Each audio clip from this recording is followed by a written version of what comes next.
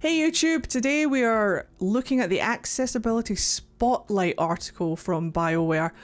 A look into Dragon Age The Veilguard's gameplay accessibility options. I'm really looking forward to seeing this because it's something that I didn't really touch upon when I was at the hands-on event. It's something that I'm genuinely looking forward to experiencing myself.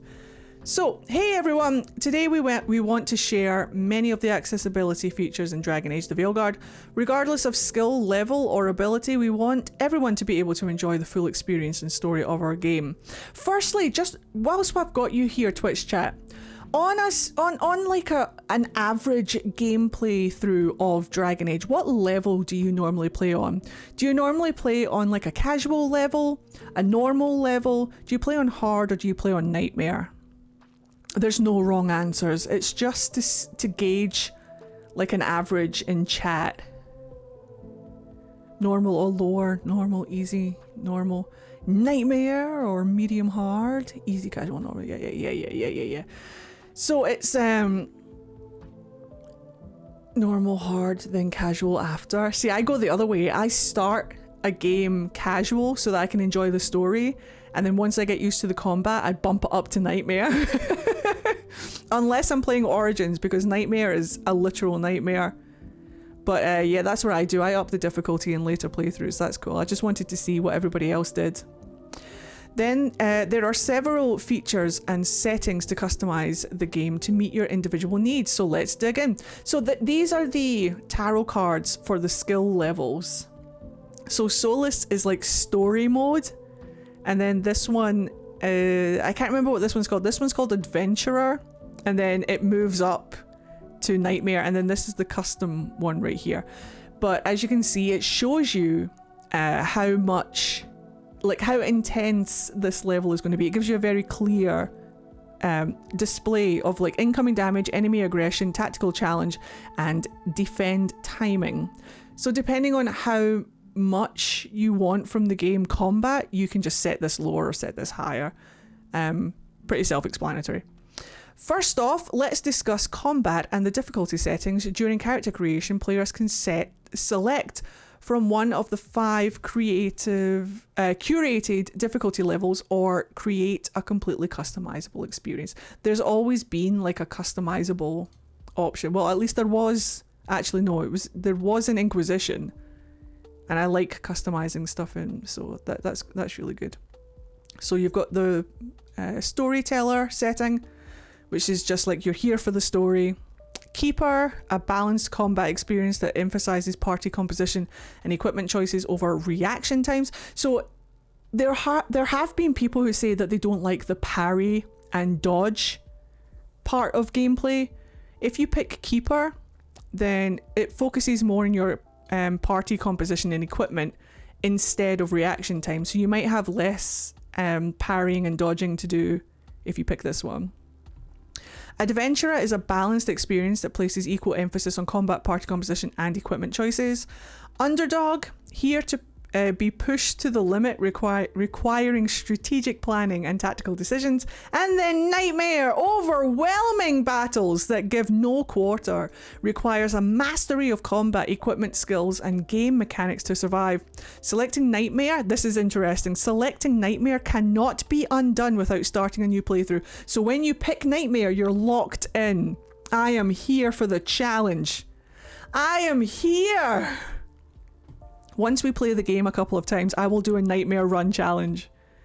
It will be, and I want to see how overwhelming it is, because the problem with making battles overwhelming is that there's a threshold where it stops being overwhelming and starts being annoying. It stops being a challenge and starts being not fun. So hopefully it's not too far over that threshold where this doesn't feel like a challenge, it just feels overwhelming, and I hate feeling overwhelmed. So this will be interesting to see how it actually plays. Customizing all settings, oh sorry, this is Unbound. Customize all settings. Settings impact numerous aspects of gameplay.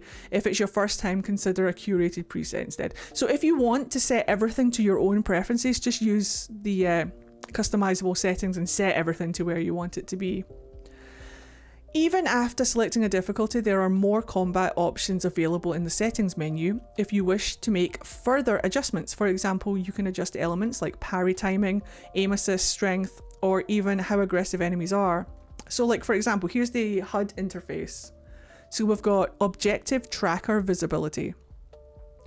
So you can turn off, I don't know if that's the little lines that come out of you, like the little light up lines to show when someone's targeting you. I think that might be that. You can turn your minimap on and off, lock in map rotation, you can turn that on and off, minimap position, you can decide where your minimap is on your screen. Combat text, you can turn that on and off. Combat text opacity, you can make it 100% opaque or transparent. And then combat text size, you can adjust the size of the text. So if you have a harder time reading smaller text like I do, you can make it slightly larger if you want. I think the objective, like mission quests, that makes more sense. Objective tracker, oh of course, yeah. So like your little mission quest list up here, that makes more sense. I think you're right, well done. And then we've got the accessibility image here. Advanced subtitle settings. So we've got animation. Animation subtitles will fade in and out with a simple animation. That's cool. You can change the color of your subtitles. So if you're colorblind, maybe this will help if you set it to a different color. Background opacity or opacity. So you can change the background speaker name on and off. So maybe sometimes if someone's talking and you want it to say like Solus says, then you can turn that on and off. If you just want the dialogue and not their actual name, then you can change that. Rook's name color, you can change your own name color. I love that.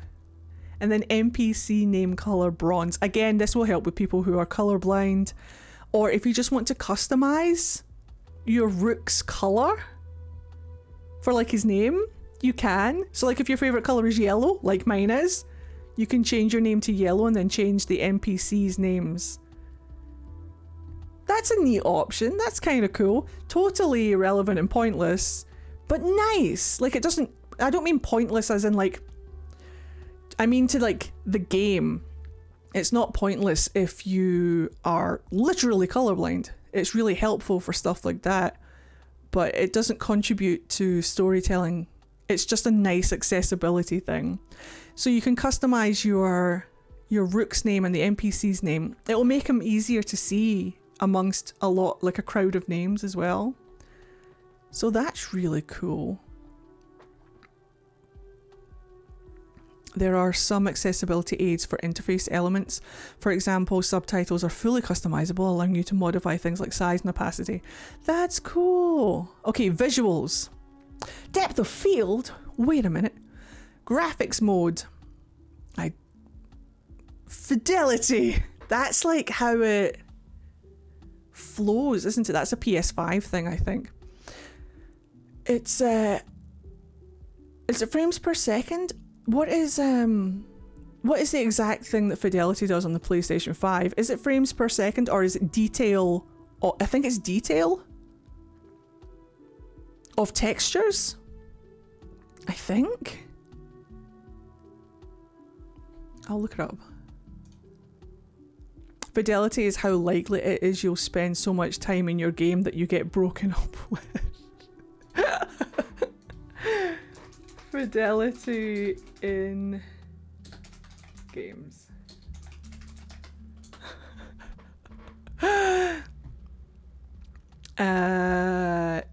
Okay.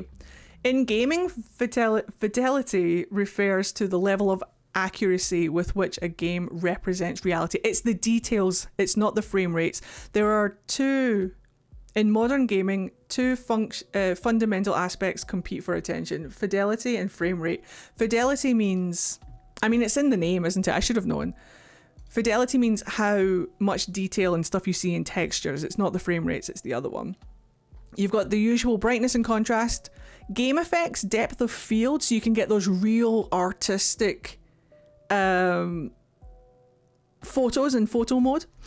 Vignette, which is black border like this. This is a vignette, like the black kind of like round the corners and stuff. And then motion blur. You can choose all of these and customize them to what you need. I'm curious to see the PS5 Pro enhancements, right? Alternatively, fidelity is how likely it is that your romance character will stay with you and not cheat on you. That's true. Okay, accessibility. Let's see what this is in the general.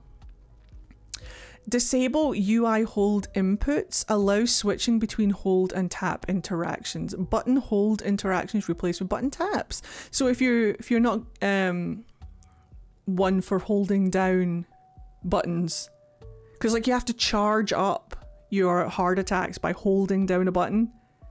So now you can just replace it with taps. That's really good. Camera shake, you can alter that, so no more motion sickness. Here we go. Color vision deficiency. So this could be for colorblind people as well, yeah? Persistent dot. What is persistent dot? Disable UI holding inputs, that's that. Text size. Enable accessibility special effects. Accessibility special effects volume. Hold on, let's talk about it. As discussed in the PC features blog, all inputs are remappable for gameplay in Dragon Age The Veilguard on both controller and keyboard for all platforms. Oh wait, no, it's up here. For anyone who deals with motion sickness, I knew this was for motion sickness. As someone who deals with motion sickness, I knew that's what this was for. Persistent dot is so people with motion sickness can focus on it. Yep, that's for me. I should be fine though. I don't tend to get motion sickness with games, but it depends on the situation. For anyone who deals with motion sickness, there is a persistent dot option and a motion blur can be fully turned off. The in-game camera shake can also be adjusted from 0 to 100%. Additionally, there's an FOV slider in the graphical settings. So that's great for people who suffer from motion sickness like me. Input sensitivity and dead zones are also customizable with sliding scales. There are some UI interactions that require an input to be held for a short period of time, but this can be changed to a tap instead. All of these options allow you to play the game in whatever way is most comfortable. These settings and more are available here, so that's brilliant. So we've got audio, 3D audio, accessibility, special effects, glint ping, special effects, mono audio, mono mentioned, speaker type, volume sliders, controls. We have ability wheel controller activation, hold or tap, because you do have to hold that down, do you? Disable UI hold inputs, input remapping for your controls and things, invert axis, Y and X available, swap left and right sticks, stick dead zones, trigger dead zones, vertical and horizontal sensitivity, vibration, intensity, turn it up to 11. Combat, you have aim assist, aim snap, yes! Yes! Is that a lock on? Give that to me. Combat timing, enemy aggression, you can turn that all the way down. Enemy damage, enemy health, enemy resistance, enemy vulnerability, and then prevent death. Do you want to never die in Veilguard ever again? Are you just there to have fun and smash Darkspawn? Not in that way. Then you can turn off death. You'll never die. Which is really cool for people who just want to play the game and who aren't like me and play on nightmare mode. This is for you guys. Everybody out there who does not want to deal with dying in situations, you can turn on prevent death. For exploration, we have frequent auto-saving. A must. Unless sometimes frequent auto-saving fucks me up because I have... Well, no, auto-saves save independently of your manual saves, don't they? Oh yeah, I'm switching that on. Yeah, be invincible. Be indestructible. Library codexes, glossary missives, object glint distance, object glint visibility, object marker visibility, pause at any time, waypoint visibility, world and local maps available at all times.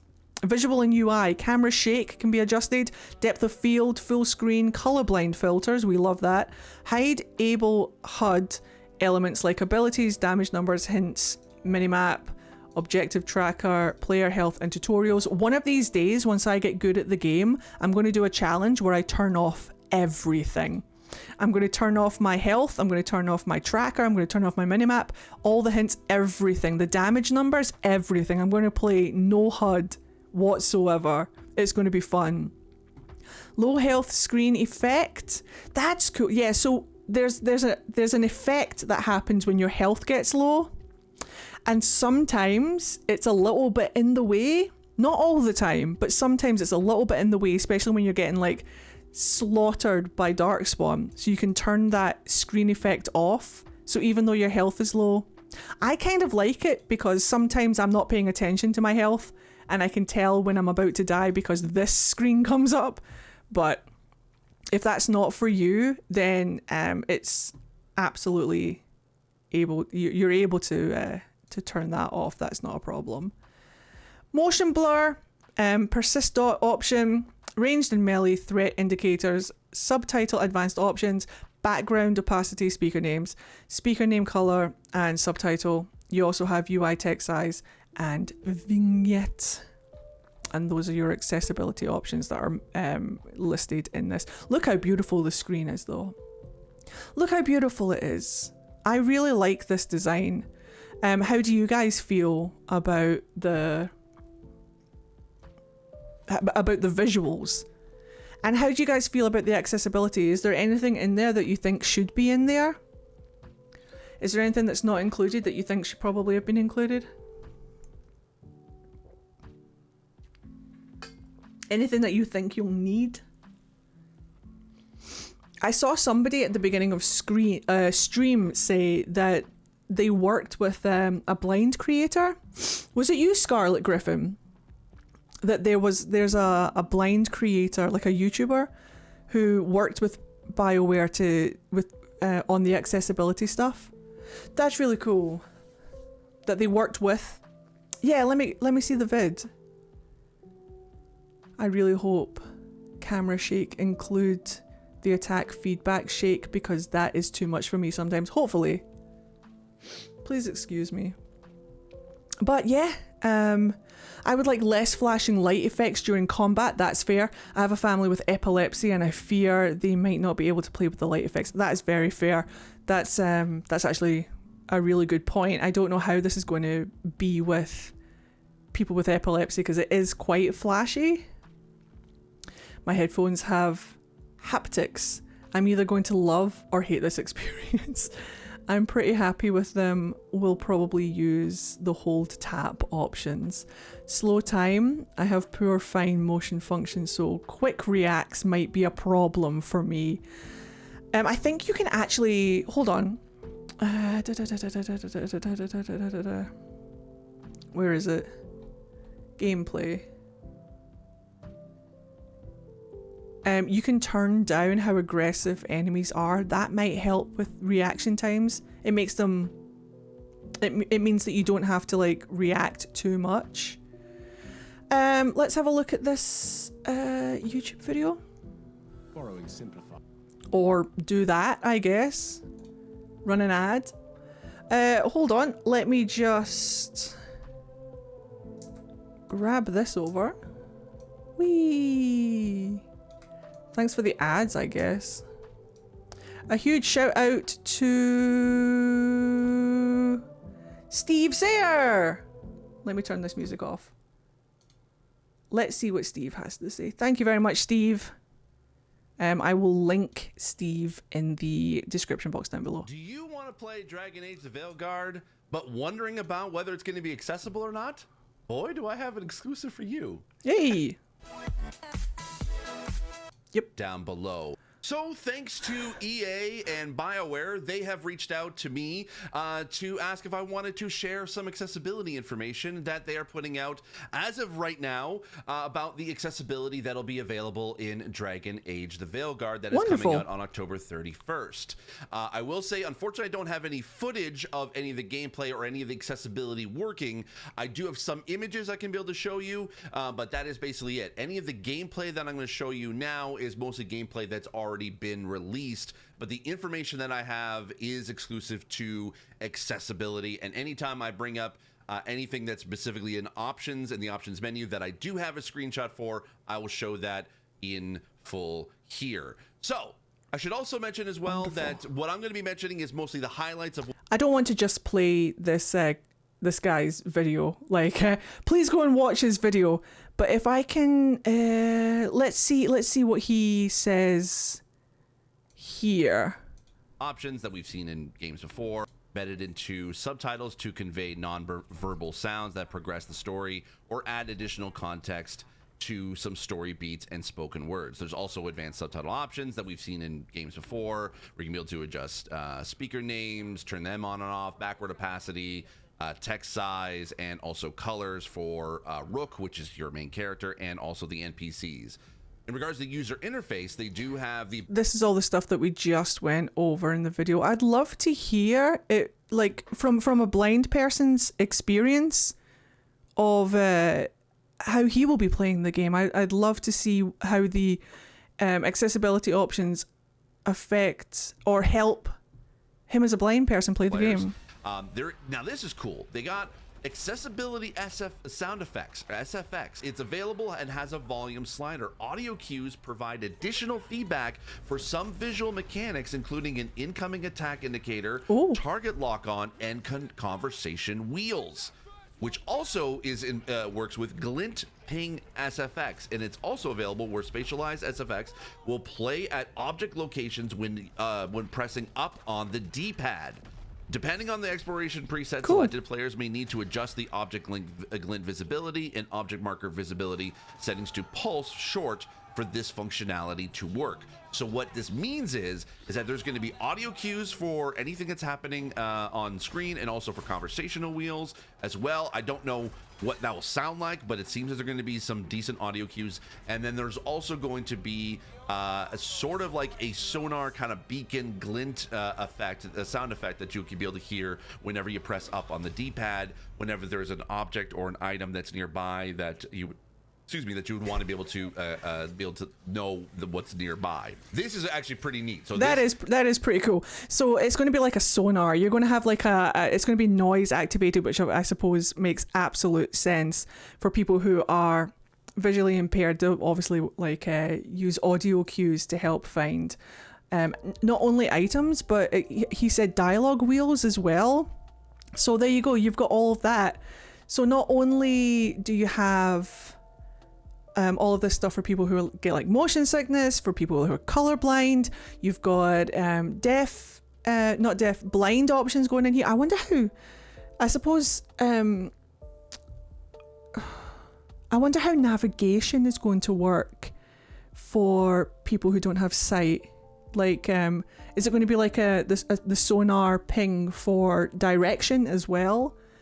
I'd love to know. I think that's absolutely fascinating. Please go and watch Steve Sayer's video about it, and hopefully he will go into more depth about it. I don't want to just play his content, bless him.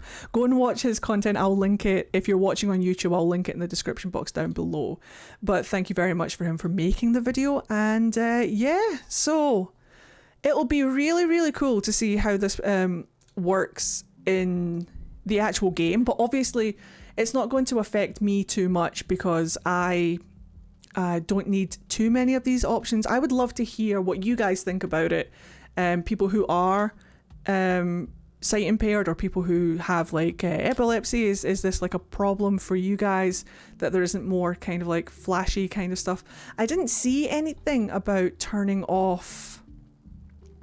There might be something about turning the effects down. We're going to have to wait and see. Visual, depth of field. We're going to have to wait and see. I hope that it's something that can be accommodated, because epilepsy is like a real thing that needs to be accommodated as well. Yes, you can turn it all down. Perfect.